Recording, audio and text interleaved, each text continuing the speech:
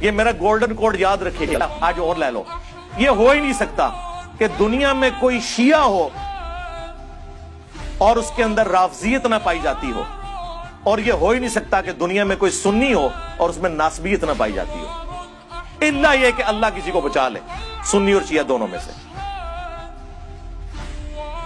اور الا یہ کہ وہ ہمارے ساتھ اٹیچ ہو۔ ہاں ادھر اللہ کے فضل سے بالکل جو جس کا توحید بھی قرآن کی بیان ہوگی، ایاک نعبد و ایاک نستعین، کوئی بابا نہیں، کوئی بزرگ نہیں، صرف اللہ مشکل کشا، اور اہل البیت کا بھی دفاع ہوگا۔ الحمدللہ غدیر خم پہ یہ پلیٹ فارم کھڑا ہے۔ مصیبت ٹال دینا کام کس کا، غوث اعظم کا۔ حضور فریاد رس غوث اعظم رضی اللہ تعالیٰ عنہ فرماتے ہیں، جو کوئی مصیبت میں مجھے پکارے، مجھ سے مدد چاہے، میں اس کی مصیبت کو اس سے دور فرماؤں گا۔ اے نبی اسلام ان سے فرمائیے کہ بھلا غور تو کرو کہ جن ہستیوں کو تم اللہ کے علاوہ پکار رہے ہو، ارونی ماذا خلقوا من الارض، مجھے دکھاؤ تو کہ زمین میں کون سی چیز ہے جو انہوں نے پیدا کی ہو۔ ایاک نعبد و ایاک نستعین، اے اللہ تیری ہی عبادت کرتے ہیں، تجھی کو مدد کے لیے پکارتے ہیں۔ یہ والی جو مدد ہے نا دعا والی، یہ صرف اللہ سے ہو سکتی ہے، اور حالت یہ ہے کہ جس ہستی کو وہ پکار رہے ہیں وہ ہستی غافل ہے کہ اسے پکارا جا رہا ہے۔ آج شیخ عبدالقادر جیلانی کو نہیں پتا کہ لوگ ان کو پکار رہے ہیں، یہ اللہ تعالیٰ کہہ رہا ہے، کوئی ہستی نہیں جانتی کہ اسے پکارا جا رہا ہے۔ وَإِذَا حُشِرَ النَّاسُ، اور جب قیامت والے دن لوگوں کو جمع کیا جائے گا، كَانُوا لَهُمْ أَعْدَاءً وَكَانُوا بِعِبَادَتِهِمْ كَافِرِينَ، تو وہ جو ہستیاں جن کو پکارا جاتا تھا وہ ان لوگوں کے دشمن بن جائیں گے جو دنیا میں انہیں پکارا کرتے تھے۔ آپ کو پتا ہے نا کہ مزارات بنانا غلط ہے، کرو نا اقامت دین، جاؤ داتا دربار پان کے بکھاؤ، تہاڈی ایسی دی تیسی۔ ہوں جڑا آگے اقامت دین تے گل کرے گا میں انہوں کہاں گا ہاں نبی علیہ السلام نے بت توڑے تھے، اقامت دین فتح مکہ کے دن کیا، تم یہ سارے بت گراؤ، اٹھو منصورہ سے اٹھاؤ اپنی ٹیم، جاؤ دادا دربار گرا کے اٹھاؤ، میں تکنا تو کہ اقامت دین تسی کرتے ہو۔ سب باتیں ہیں، اس طرح کچھ بھی نہیں ہونا، اس کے لیے ذہنی تطہیر کی ضرورت ہے۔ آپ نے عوام کو تیار کرنا ہے، جو نبی علیہ السلام کے پیٹرن کے اوپر کام ہوا تھا وہ ہونا ہے۔ یہ لوگ کہتے ہیں مکی دور، میں کہتا ہوں مکی دور بہت اچھا تھا اس دور سے، کم از کم کافر اور مسلمان تو کلیئر تھے۔ ادھر جو سب سے بڑا گمراہ ہے نا وہ سب سے بڑا عاشق رسول ہے، اور جو صحیح قرآن و حدیث کی بات کرتا ہے وہ گستاخ رسول ہے۔ کیا حضور کے زمانے میں یہ تھا کہ لوگ ابو جہل کو عاشق رسول مانتے تھے اور ابو بکر صدیق کو گستاخ رسول مانتے تھے؟ آج ایسا ہی ہے کہ جو قرآن حدیث کی بات کرتا ہے وہ گستاخ رسول ہے، اور جو شرک کی بات کرتا ہے وہ عاشق رسول ہے کہ نہیں؟ میں اکثر اپنے بھائیوں سے کہتا ہوں کہ اگر رسول اللہ دنیا میں تشریف لے آئیں،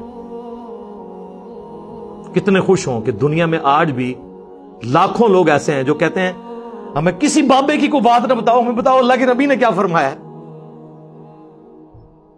تو یہ کہاں پہ ملتے ہیں لوگ، یہ مخلوق کہاں پہ پائی جاتی ہے؟ یہ ہمارے سٹوڈنٹس میں پائی جاتی ہے۔ یہ لوگ اس قابل ہیں جنہیں قیامت والے دن نبی علیہ السلام اپنے سینے سے لگائیں گے انشاءاللہ، کہ انہوں نے کسی کو نہیں مانا، انہوں نے کہا بس وہ بتاؤ جو آسمانوں سے ہمارے پیغمبر پہ نازل ہوا جس کی قبر مدینہ شریف میں ہے۔ اور امام مالک کہا کرتے تھے اس صاحب قبر کے علاوہ دنیا میں کوئی ایسا شخص نہیں ہے جس کی ہر بات مقبول ہو اور کوئی بات مردود نہ ہو، اور ان صاحب قبر صلی اللہ علیہ وآلہ وسلم کے علاوہ دنیا میں کوئی ایسا شخص نہیں ہے کہ جس سے اختلاف نہ ہو سکے، سوائے رسول اللہ کے ان سے اختلاف نہیں ہو سکتا۔ اوے تم لوگوں نے عزتیں ویل کی ہیں اللہ اور اس کے رسول کے نام کے اوپر، چندے اکٹھے کیے ہیں، جائیدادیں بنائی ہیں، اور بات یہ کرتے ہو کہ حدیثیں ہمیں سناؤ ہم گمراہ ہو جائیں گے۔ عزتیں ویل کی اللہ اور اس کے رسول کے نام کے اوپر، سواریاں سوار کی مکے اور مدینے کی آوازیں لگا کر اور پھینک دی جا کے دیوبند میں اور بریلی میں۔ غدار ہو تم رسول اللہ کے صلی اللہ علیہ وآلہ وسلم۔ اسی لیے دیکھو پھر اللہ نے تمہارے اوپر چیز کیا چھوڑی ہے، ہاں نبی کے جیسا ہے ہی کوئی نہیں، بابے تے شے ہی کوئی نہیں۔ جو 11ویں شریف وہ مناتے ہیں، قرآن و حدیث اس کا کوئی ثبوت دے دے تو بہتر ہوگا۔ نہ منانے کا ثبوت کہاں سے لائیں گے؟ یعنی کسی چیز کا منع نہ ہونا یہ اس کے جائز ہونے کی دلیل ہے۔ حضرت سیدنا عبداللہ ابن مسعود رضی اللہ تعالی عنہ فرماتے ہیں وَمَا رَآهُ الْمُسْلِمُونَ حَسَنًا فَهُوَ عِنْدَ اللَّهِ حَسَن، اور جس شے کو مسلمان اچھا سمجھے وہ اللہ کے یہاں بھی اچھی ہوتی ہے۔ اب یہاں کون سے مسلمان اچھا سمجھے؟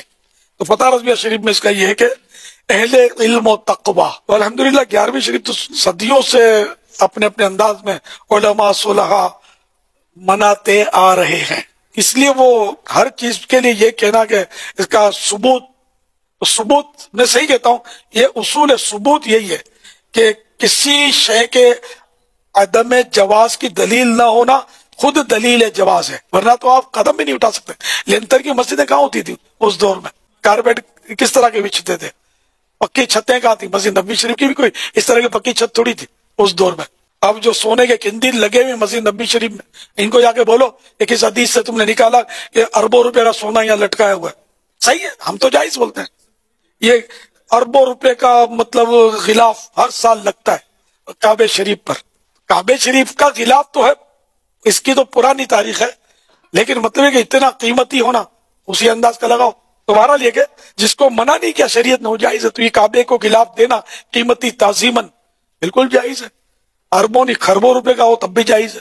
दुनिया भर का सोना मस्जिद नबी शरीफ में अगर खूबसूरती के लिए लगा लिया गया तो नाजायज कौन कहेगा? और तो साढ़े ली डेफिनेशन मान ली है सर, हुजूर ने मना फरमा दिया। सही मुस्लिम में हदीस है 2005 नंबर, और ये हदीस के रावी हैं इमाम जाफर, और उन्होंने रवायत की है इमाम बाकिर से, और इमाम बाकिर ने रवायत किया है जाबिर बिन अब्दुल्ला से कि नबी इस्लाम जब कभी भी जुम्मे या ईद या किसी और मौके पर तकरीर करते तो आपकी आंखें सुर्ख हो जाती, आवाज बुलंद हो जाती, जैसे कोई जर्नेल अपनी फौज को तैयार कर रहा हो। और आप फरमाते कि मैं और क़यामत इस तरह साथ भेजे गए जैसे ये दो उंगलियां। और फिर आप कहते अम्मा बाद फ़इन्न खैरल हदीस किताबुल्लाह व खैरल हदी हदी मुहम्मद सल्लल्लाहु अलैहि व आलिहि वसल्लम व शर्रुल उमूरि मुहदसातुहा व कुल्लु मुहदसतिन बिदअह व कुल्लु बिदअतिन दलालह व कुल्लु दलालतिन फिन्नार। कुछ अल्फाज जामिया तिरमिज़ी में है, कुछ सुनन नसाई में। आगाह हो जाओ, सबसे बेहतरीन कलाम अल्लाह की किताब है, सबसे हदायत याफ्ता रास्ता मोहम्मद सल्लल्लाहु अलैहि वसल्लम का है, और सबसे बदतरीन काम वो हैं जो दीन में खुद दाखिल कर दिए जाए, और वो तमाम काम गुमराहियां हैं, और तमाम गुमराहियां दोज़ख में ले जाने वाली हैं। तो हुजूर ने मना ही कर दिया ना कि मोहम्मद सल्लल्लाहु अलैहि वसल्लम का तरीका बेहतरीन तरीका होगा, और बदतरीन काम वो हैं जो दीन में दाखिल कर दिए जाए खुद से। बुखारी मुस्लिम दोनों में हदीस है, मन अहदथ फी अमरिना हाज़ा फहुवा रद्दुन, जिसने मेरे तालीम की भी चीज में कोई चीज बदल दी या उसमें चीज दाखिल की, वो मरदूद है। तो फौरन आपको मिसालें देंगे कि जी ये जो आपने लाइटें लगाई हुई हैं, इन लाइटों का दीन से क्या ताल्लुक है मेरे भाई? हवाई जहाज में हज करने का दीन से क्या ताल्लुक है? ये दीन को स्पोर्टिव काम है, डायरेक्ट दीन नहीं है। डायरेक्ट दीन उस वक्त होंगे जब आप कहेंगे जो हवाई जहाज पे जाएगा उसका हज होगा, जो नहीं जाएगा उसका नहीं होगा। आप बेशक गधे पे जाएं, आप बेशक पैदल जाएं, ये दीन को स्पोर्टिव चीज है। कैमरे में रिकॉर्डिंग दीन को स्पोर्टिव चीज है। नमाज पढ़ते हुए कोई कहता है ऊपर इस कालीन के और सामने इस एसी शरीफ के, कहता है, और नीचे सीलिंग शरीफ के और मुंह तरफ खाना काबा शरीफ के, ये को कहता है। तो ये दीन नहीं है, दीन को स्पोर्टिव चीज है। तो हुजूर ने इन चीजों को तो मना नहीं करना था ना। वो तो कुरान में आया कि अपने घोड़े तैयार रखो, सूरत अनफाल में आया कि अपने घोड़े तैयार रखो जंग के लिए।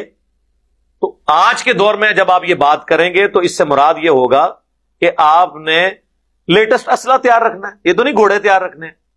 वो तो जनरल बात होती। तो ये तमाम चीजें हैं दीन को सपोर्टिंग। इसके बारे में अलग हदीस है, वो सही मुस्लिम में है कि जिसने इस्लाम में अच्छा तरीका जारी किया, जितने लोग उस पर अमल करेंगे उसका सवाब उसे मिलेगा, और जो अमल कर रहे होंगे उनके अमल में भी कमी नहीं होगी, और जो इस्लाम में बुरा तरीका जारी करेगा उसका वो बाल उस पर होगा।